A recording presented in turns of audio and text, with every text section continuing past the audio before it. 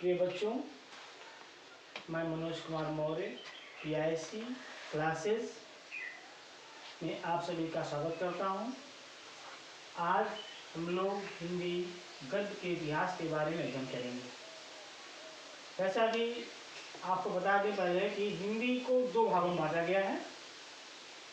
पहला है गद्य और दूसरा है पद्य।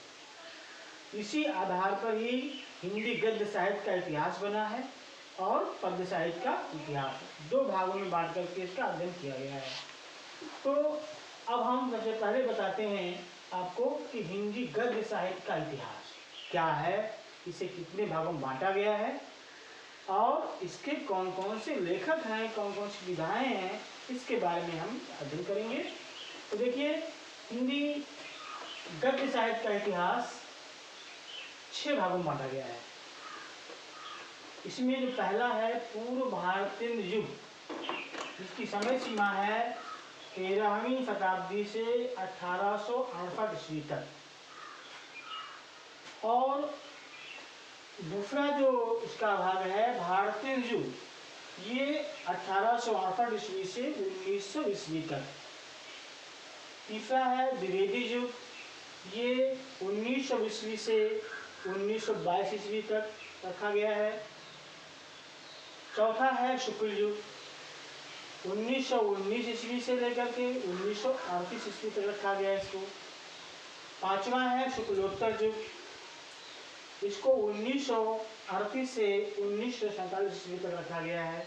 और जो छठवां है उसे कहते हैं स्वतंत्रोत्तर युग, ये 1945 से लेकर के आज तक या अब तक इस काल को जो है रखा गया है। अब हमें समझना है कि पूर्व भारतीय युग ये क्या है। यानी भारतीय युग से पहले के युग को पूर्व भारतीय युग कहा गया है।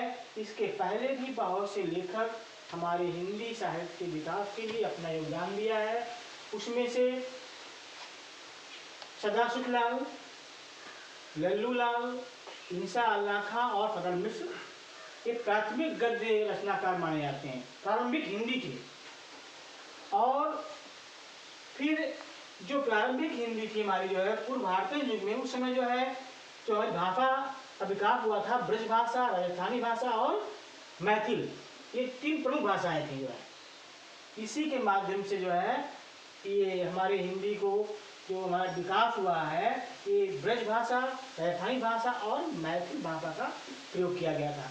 लेकिन धीरे धीरे हमारे जो लेखक हुए वे उसके व्यवहार को, उसके शब्दों को बहुत ही तोड़ मरोड़ करके सही रूप में लाने का प्रयास किया। अब इसी काल के आधार पर ही उसका विकास हुआ। अब जैसे भारतीय युग 1868 से 1900 ईस्वी तक। अब इसमें जो है मान के चलिए कि 16 विधाओं का विकास धीरे किया गया। अब 16 विधा, उसमें नाटक है, कहानी है, उपन्यास है, रेखाचित्र है, भेंटवार्ता है, बहुत सी ऐसी गद्य विधाएं इसमें बनाई गई। और फिर जो है आपका द्विवेदी युग। अब द्विवेदी युग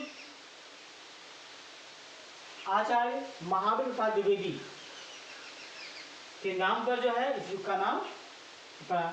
और इस युग में पत्रिकाओं के माध्यम से, जैसे इसमें जो है नाटक के माध्यम से विकास किया गया, और द्विवेदी युग में क्या हुआ, पत्रिकाओं के माध्यम से, कहानियों के माध्यम से ये हिंदी गद्य को काफी सराहा गया।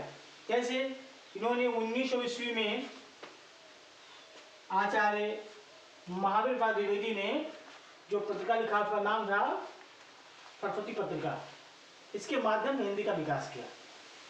फिर आगे बढ़ते जाइए, यहाँ शुक्ल युग, इन्होंने भी हिंदी गद्य के साहित्य में बहुत ही अपना सराहनीय योगदान दिया है। और फिर है शुक्लोत्तर युग।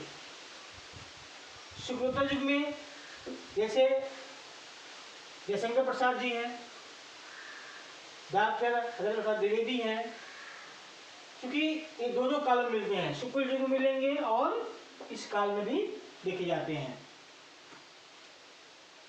धीरे धीरे हमारे देश में तमाम लेखक हुए और देश की आज़ादी तक जो यह काल का नाम पड़ा स्वतंत्रता युग, मतलब जब हमारा देश आज़ाद हुआ उसके बाद से लेकर के आवाज तक जो भी लेखक हुए उनके बारे में जो है यह अध्ययन करते हैं स्वतंत्रता युग में, जो 1947 से और अब तक के बात को व्यक्त करता है।